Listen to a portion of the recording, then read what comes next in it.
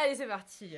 Bonjour tout le monde. C'est le retour des vidéos de Mazette, tant attendu. Non, c'est pas vrai, c'était pas tant attendu, mais on avait envie de refaire des vidéos. On avait envie de changer de format, on avait envie de tester des nouveaux trucs en 2024. On n'est pas du tout des pros de filmer et tout ça, c'est pas du tout notre métier vu qu'on est libraire. Donc vous serez indulgents et indulgentes sur la qualité et le montage et tout ça, s'il vous plaît. Ceci étant dit, on va commencer donc notre première vidéo. Ça sera une présentation de nos coups de cœur de 2023 parce qu'on a lu beaucoup de belles choses. On a essayé de faire court.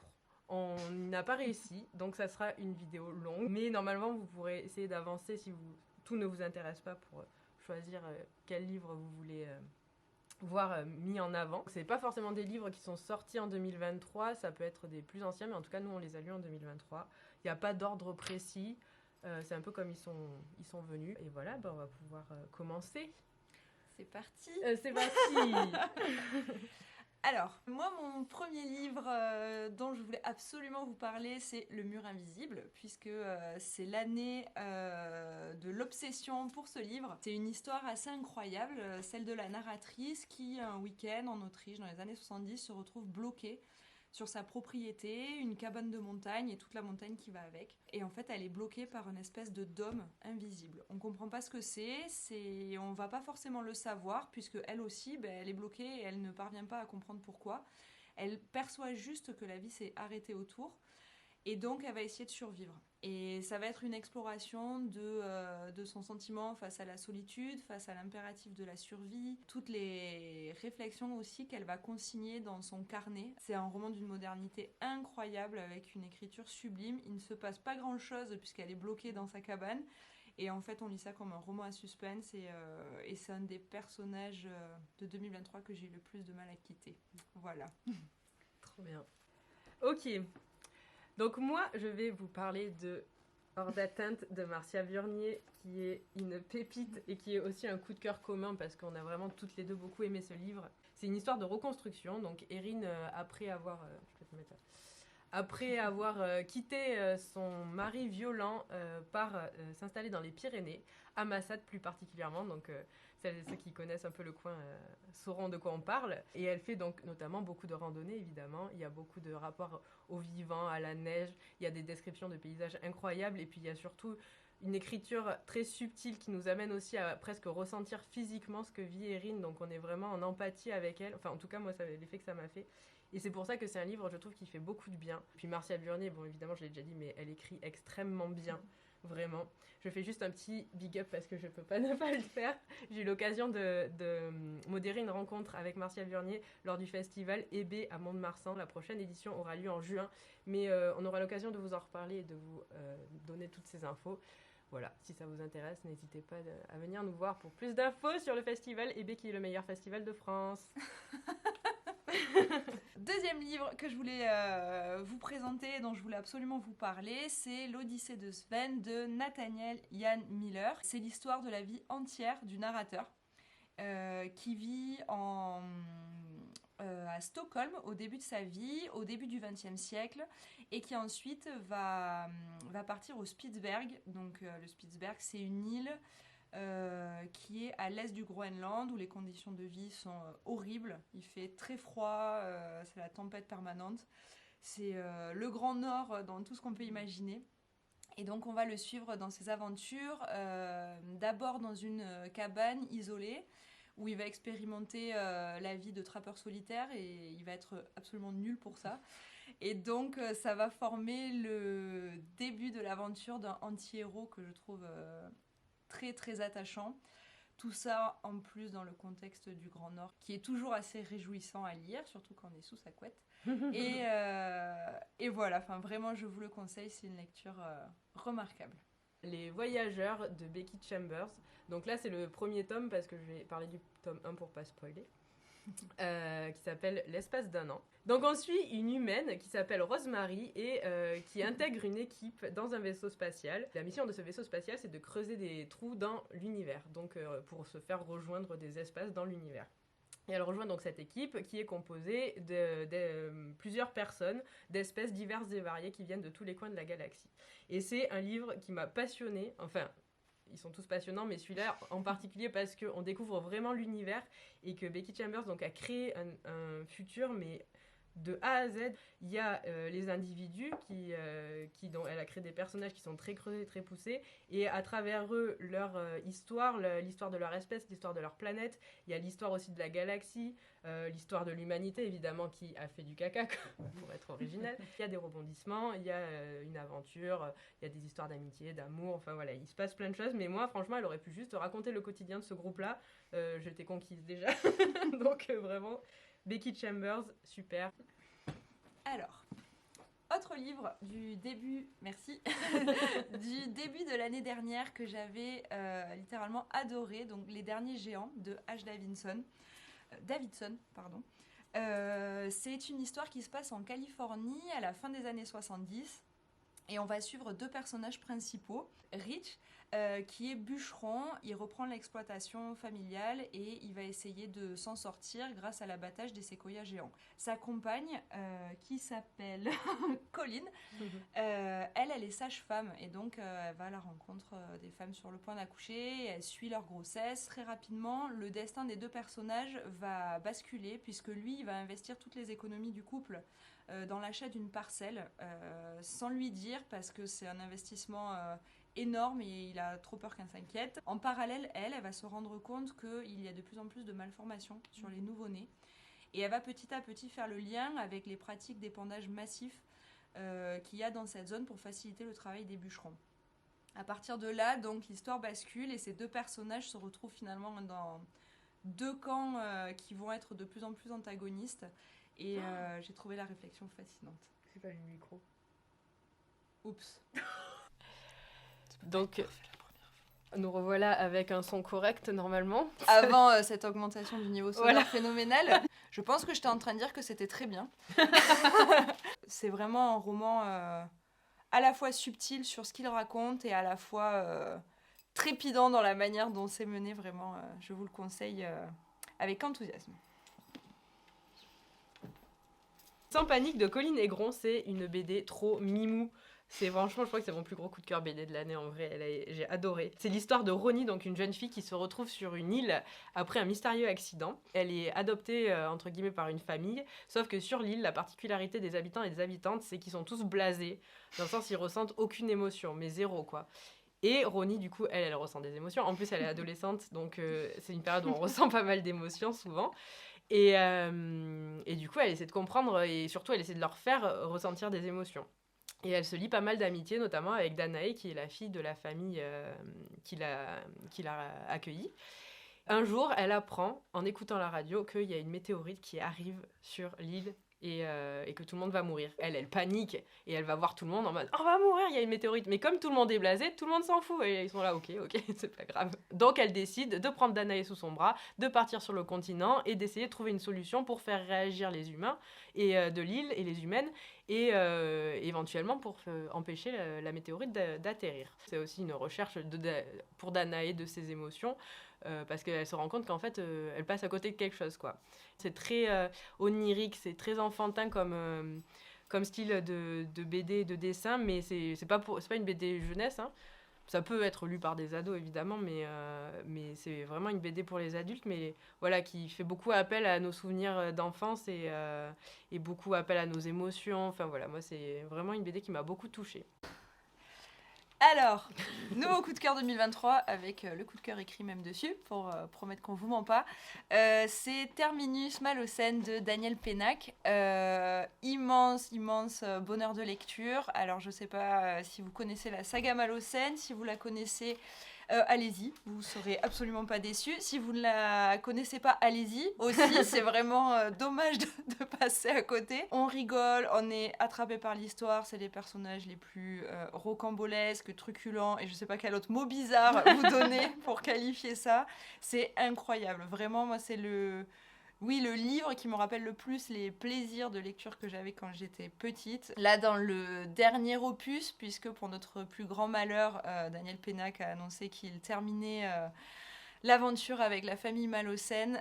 Il nous plonge dans une histoire où on retrouve tous les ingrédients qui ont fait le succès, toute la fratrie, une intrigue qui est encore plus prenante que d'habitude. Et je ne peux que vous conseiller de vous jeter sur cette lecture qui vous fera rire, qui vous fera du bien et qui vous tiendra en haleine jusqu'au bout. C'est sûr, allez-y. Alors, vous avez 2 heures devant vous, parce que je vais parler de À propos d'amour de Bell Hooks. Bell Hooks était une autrice militante afroféministe. Dans ce livre-là, elle aborde en particulier le sujet de l'amour et des relations amoureuses, mais vraiment, ça peut aussi faire écho pour tout type de relations avec la famille, avec les amis, avec qui vous voulez. Ce genre de livre qui percute au point de réfléchir différemment plein de choses. Et ben là, la question de l'amour, moi, il y a plein de moments dans ce livre où j'ai dû mettre à jour des façons de penser, tellement c'était des révélations, quoi. Des choses, et puis alors après, j'étais choquée qu'on n'ait jamais, de pas avoir ces infos. C'est du développement personnel, mais en remettant en lumière le développement collectif. Moi, ce que je trouve qui manque souvent dans le développement personnel, c'est qu'on vit en communauté avec d'autres humains et que c'est bien de se recentrer sur soi et d'essayer de comprendre qui on est et tout ça, mais qu'il ne faut pas oublier qu'on fonctionne aussi à plusieurs et il faut mettre un peu d'énergie là-dedans.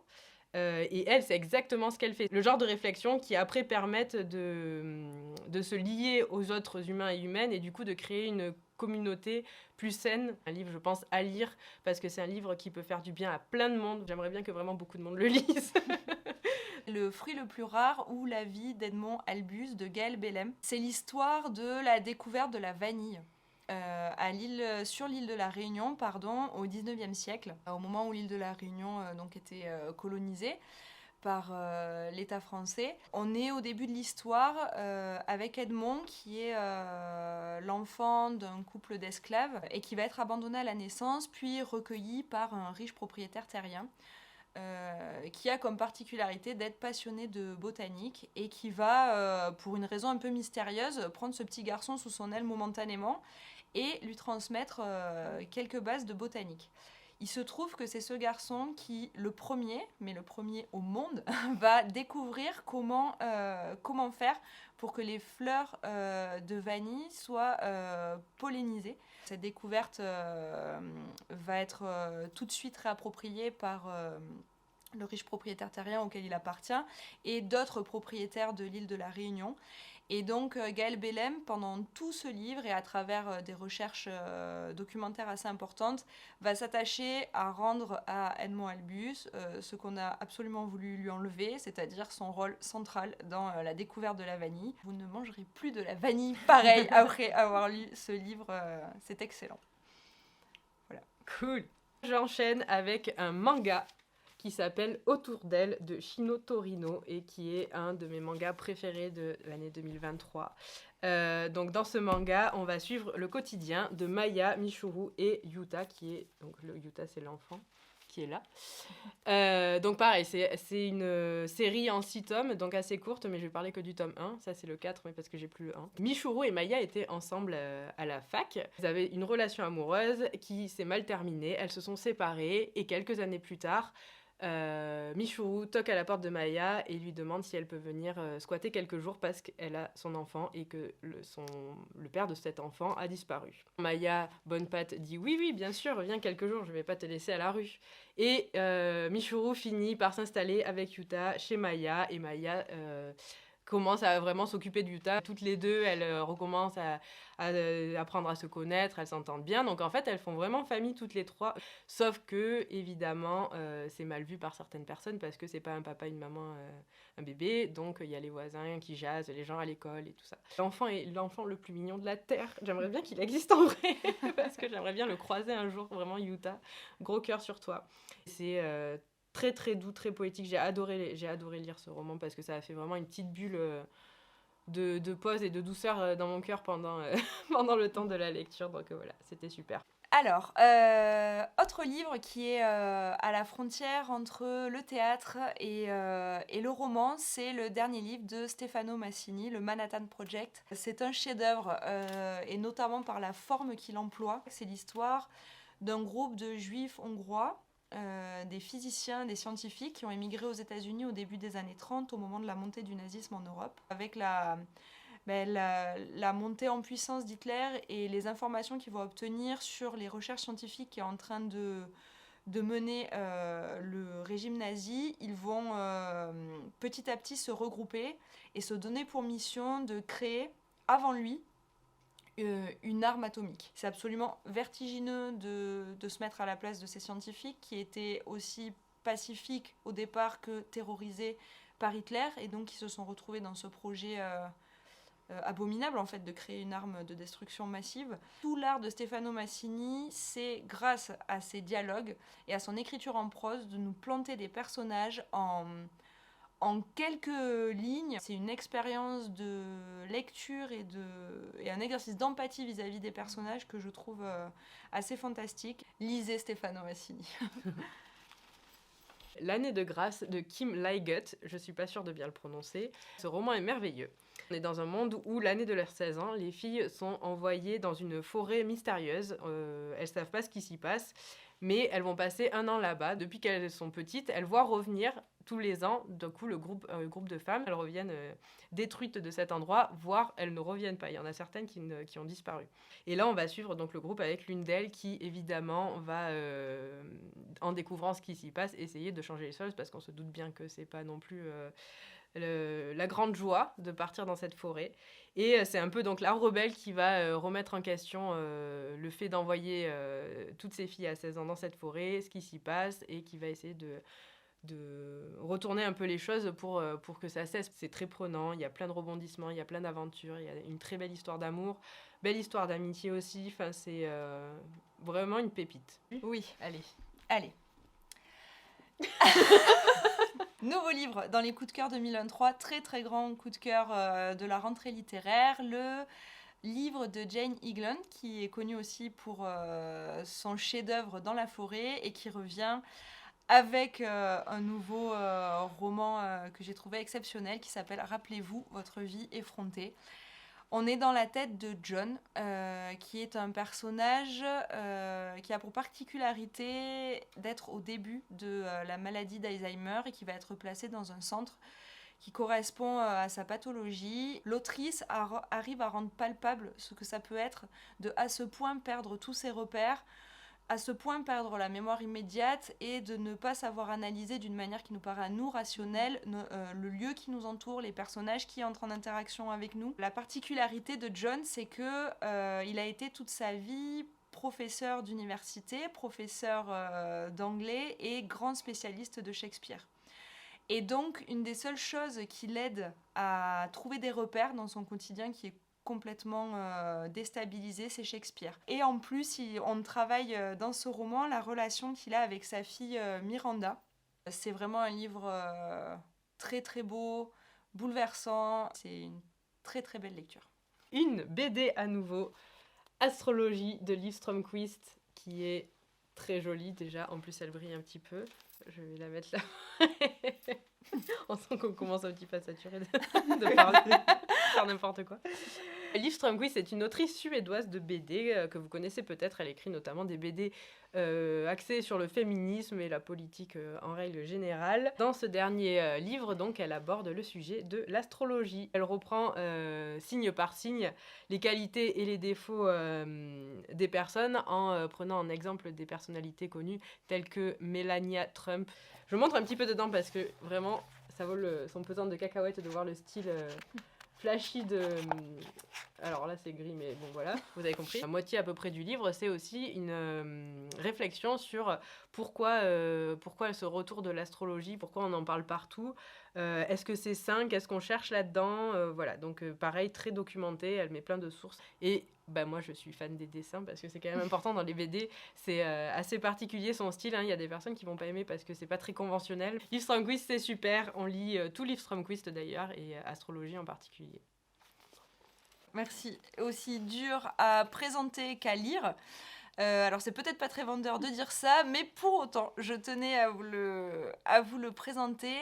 Parce que, alors, ça fait fumer le cerveau littéralement de se replonger dans de la philo, mais une fois qu'on se plonge dedans, on se rend compte de à quel point c'est nécessaire, parce que le monde dans lequel on vit ne va quand même pas très bien et qu'il y a notamment énormément de questions qui se posent par rapport à notre rapport aux vivants, aux animaux, aux végétaux et à la façon dont on interagit avec eux et à la façon dont pendant très longtemps les êtres humains ont considéré qu'ils étaient au-dessus et à l'écart de tout le reste du vivant. Baptiste Morisot va essayer de proposer de nouveaux concepts pour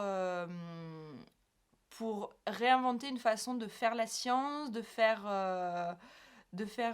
politique, essayer de changer complètement notre regard sur les choses.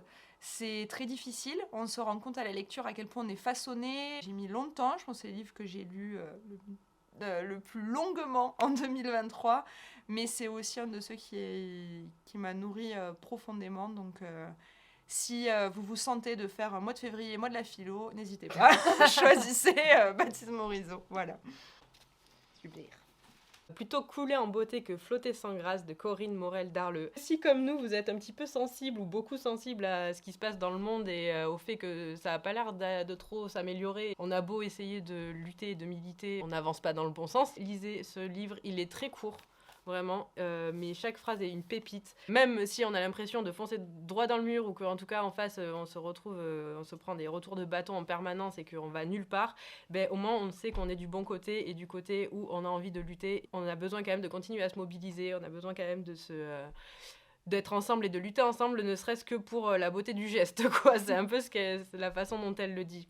Au-delà du fait que peut-être que ça peut aboutir à quelque chose, mais même si on a l'impression que ça n'aboutira à rien, faisons-le, c'est super, ça fait du bien. Voilà. Le livre de ma sélection que Lucille adore, qui est Marzane, mon amour, de Katia Oskamp. Je l'ai pas lu, je peux pas ne pas l'aimer, mais j'aime pas les pieds. Livre qui a donc pour particularité de parler d'une pédicure. Et donc de beaucoup parler de pieds. Si vous êtes phobique des pieds, de tout ce qui s'approche de près ou de loin d'un pied, n'écoutez pas les 2 minutes qui vont suivre.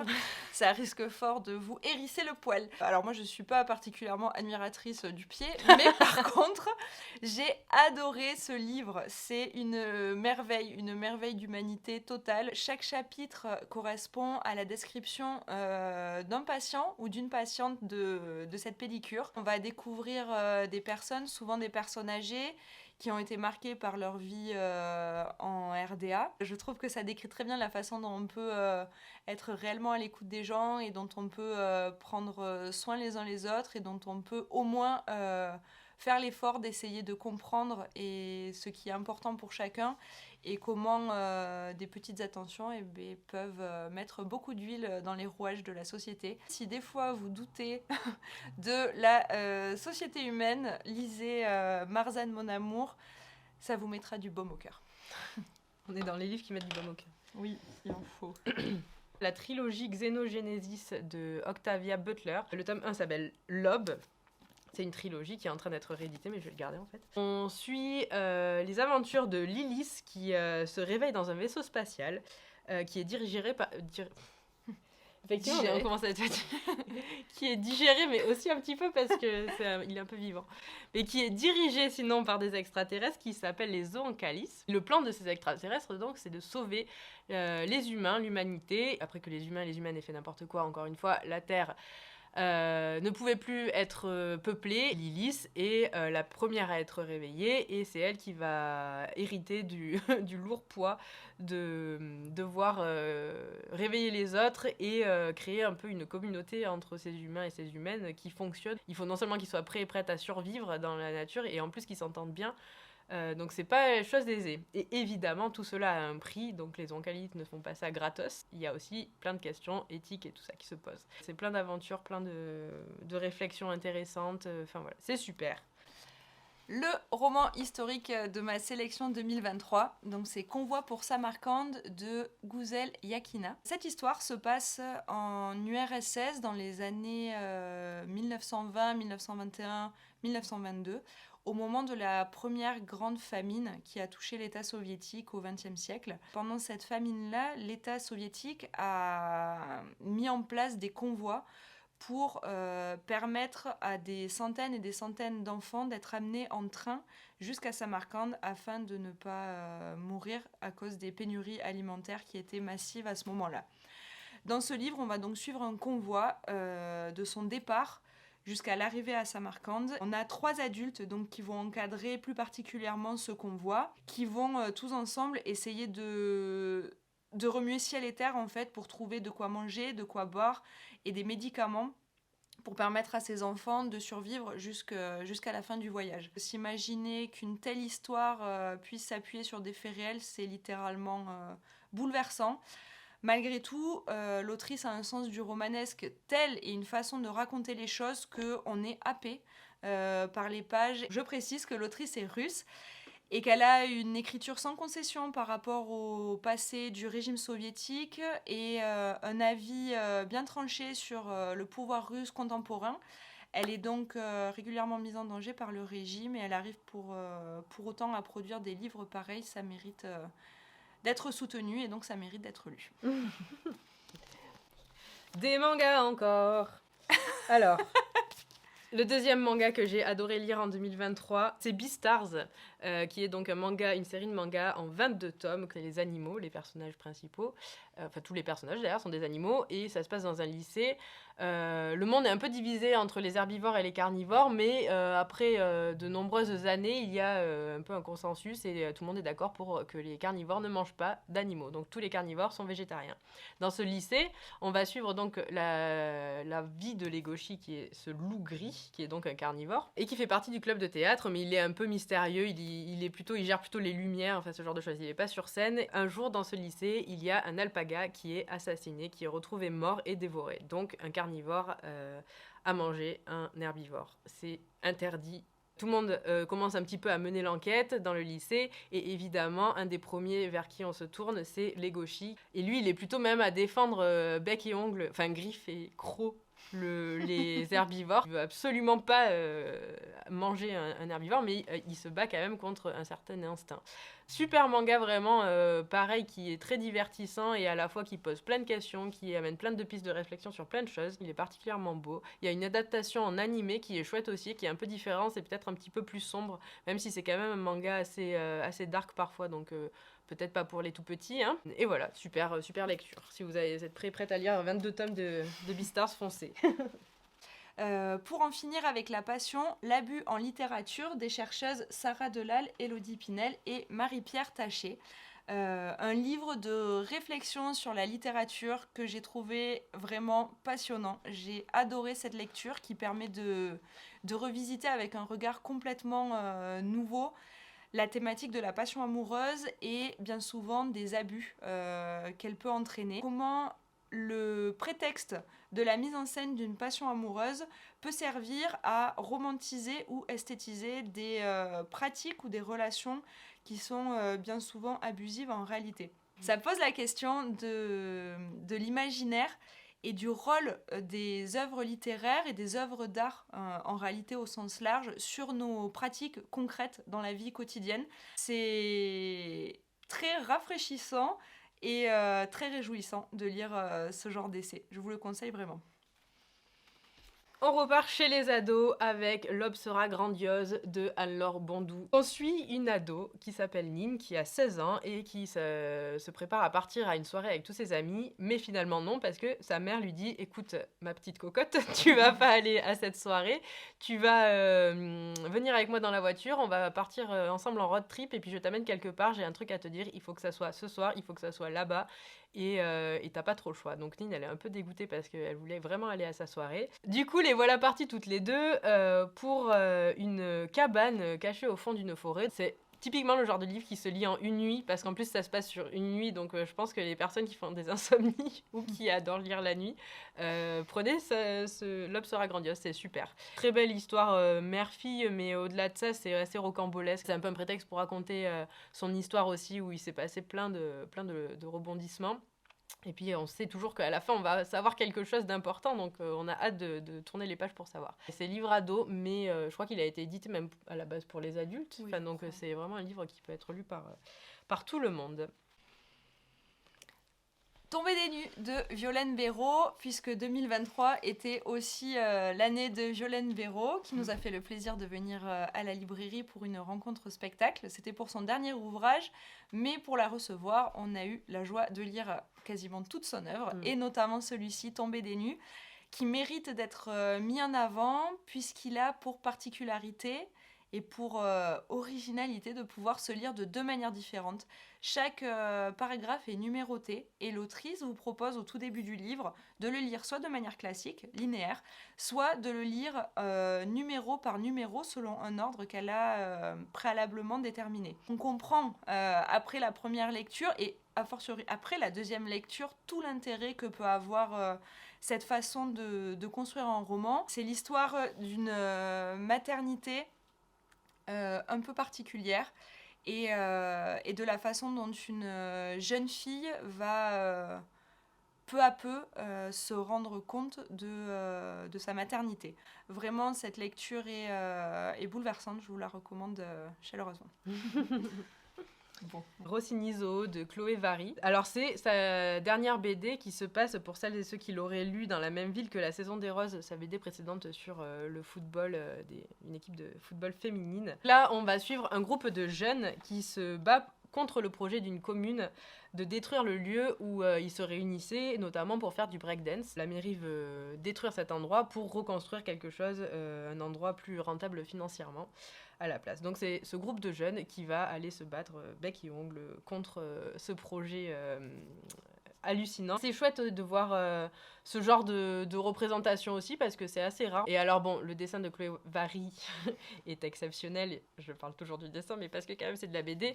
Il me semble que c'est au feutre. Enfin moi j'ai bien l'impression que c'est au feutre. Après j'ai pas envie de dire de bêtises parce que j'ai pas fait de recherche. Quoi qu'il en soit, c'est vraiment un dessin qui flash, qui est percutant et enfin moi ça me parle complètement ce genre d'illustration. Tout simplement une très très belle BD. Donc voilà, je conseille Rossini Zoo et toutes les BD de Chloé Vary qu'on aime.